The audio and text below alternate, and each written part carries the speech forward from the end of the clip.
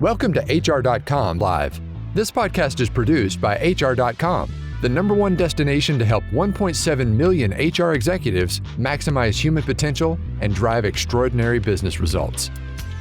Good afternoon and welcome to HR.com Live. My name is Dr. Heidi Scott. I'm the Chief Learning Officer at HR.com. My goal is to ensure that our learning ecosystem remains innovative so we effectively equip HR professionals with the tools they need to lead, learn, and navigate their careers. And I'll be your host today. In this episode, we're going to be talking with Dr. Mary Lippitt about business acumen for the new HR leader. She's the founder of Enterprise Management Ltd, and she works to provide a new lens to foster business acumen and critical thinking. During her career, Mary has witnessed HR's transformation. She's completed research on mental agility, situational mindsets, and organizational life cycle stages. I'm looking forward to learning a bit about some recommended practical approaches to navigating complex changes and challenges. And now back to our discussion as we get going on business acumen for the new HR leader. Mary, thank you for spending time with us today. I'm looking forward to visiting with you. My pleasure. So tell me, in recent times, how have you seen the role of HR expanding beyond people and processes? Well, I think that HR is now seen as having a unique advantage of looking at the entire organization, and therefore they have a unique perspective. And I think that some of the systems that we have in place in terms of technology has given HR the opportunity to really expand their purview. And so what I'm finding is that the HR issues are becoming something that people come to HR for, rather than HR having to go and say, hey, this is an issue. So whether it's talent issues or brand or morale issues, I think that there's a whole new appreciation for the business contribution that HR makes. It's no longer like a necessary evil. It is a contributor to organizational success. Yeah, no, I love what you're saying there. To me, it's being a contributor, but also being a connector to thought leadership at an organizational level. So tell me, when it comes to that, or in light of that, what do you see as a few key business priorities that HR professionals, we really ought to be mindful of? What are some of those? Well, I think that one of them obviously deals with talent and the ability to grow talent internally.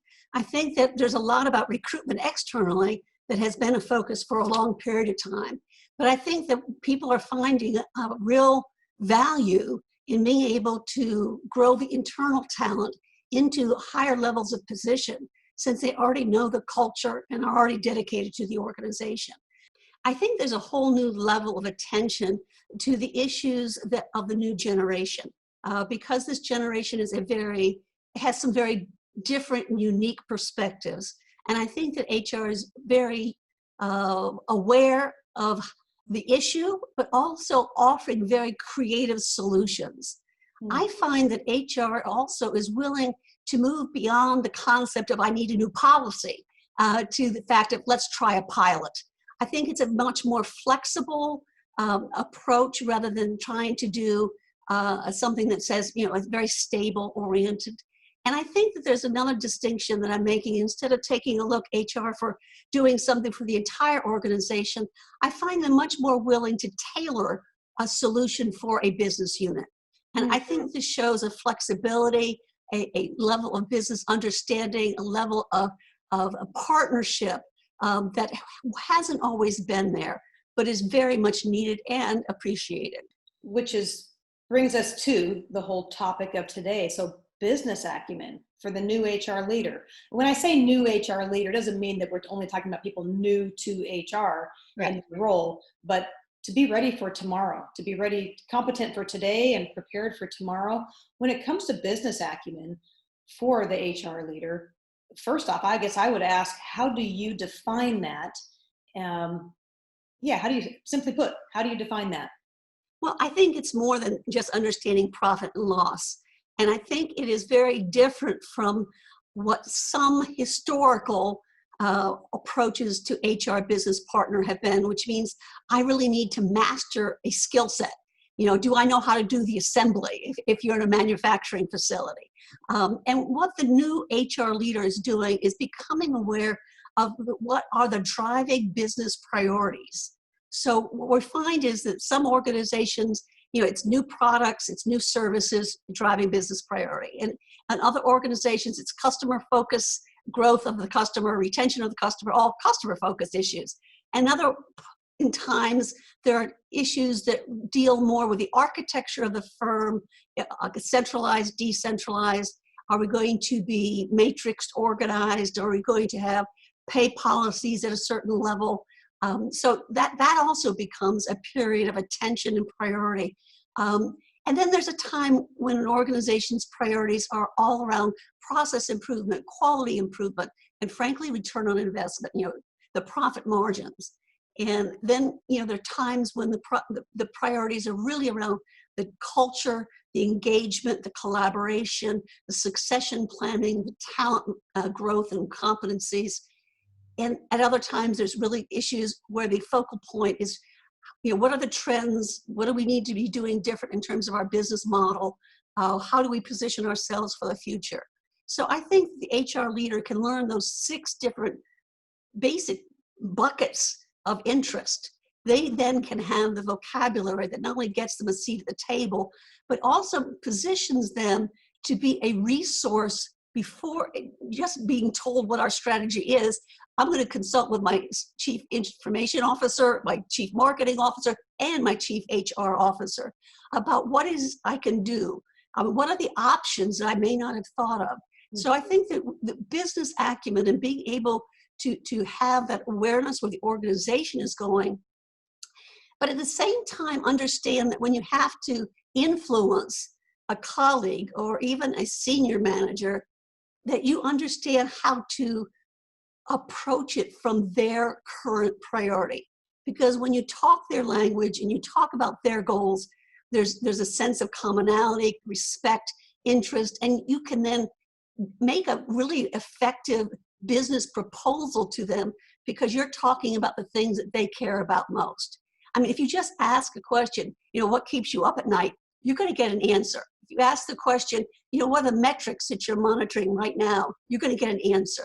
And so this can inform the HR professional and be able to guide them into how to position a proposal that will actually gain their active commitment.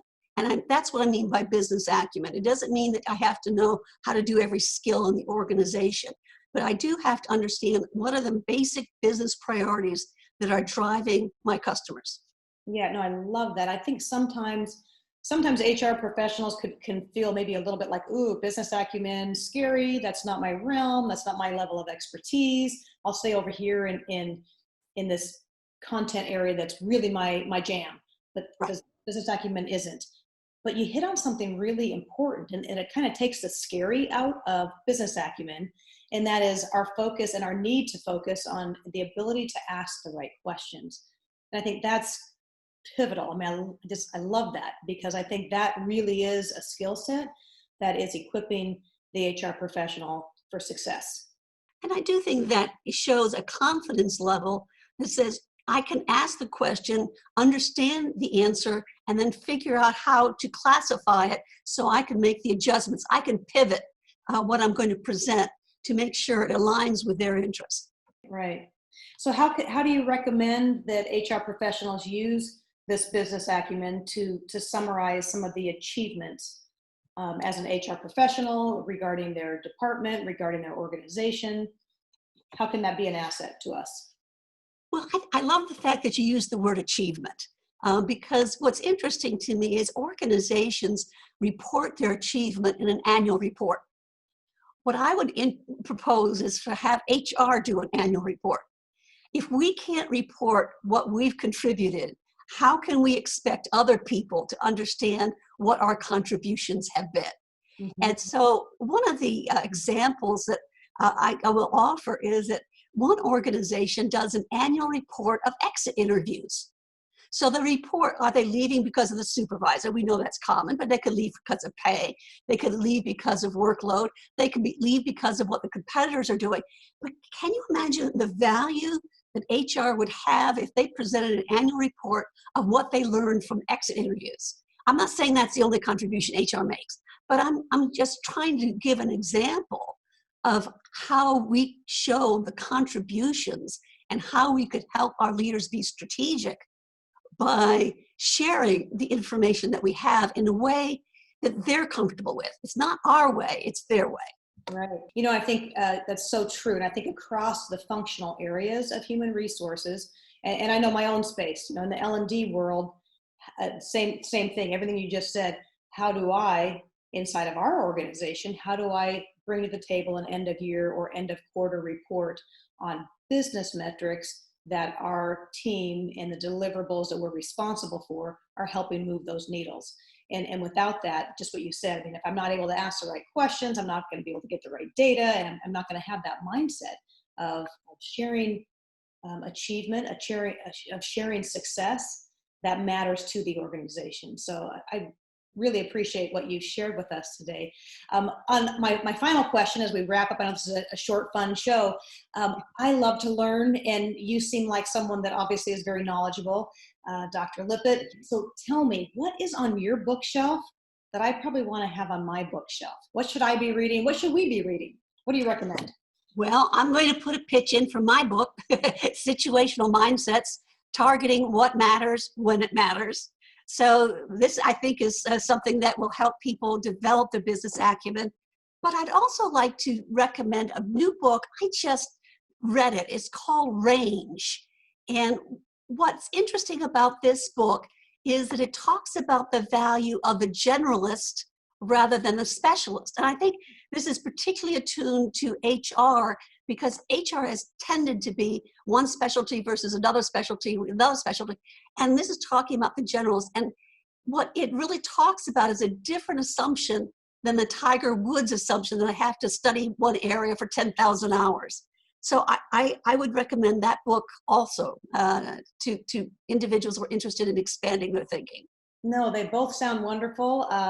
I know I've got your book on my shelf, so that's Yes. I look forward to that one. And then the other one that you mentioned, I think might hit an interesting thought process. As today, very few people start a career and they're in it for their lifetime. It's a stepping stone and a continual array of broadening abilities, skills, knowledge, etc. So that's being a generalist is not a bad thing. So that's an interesting concept.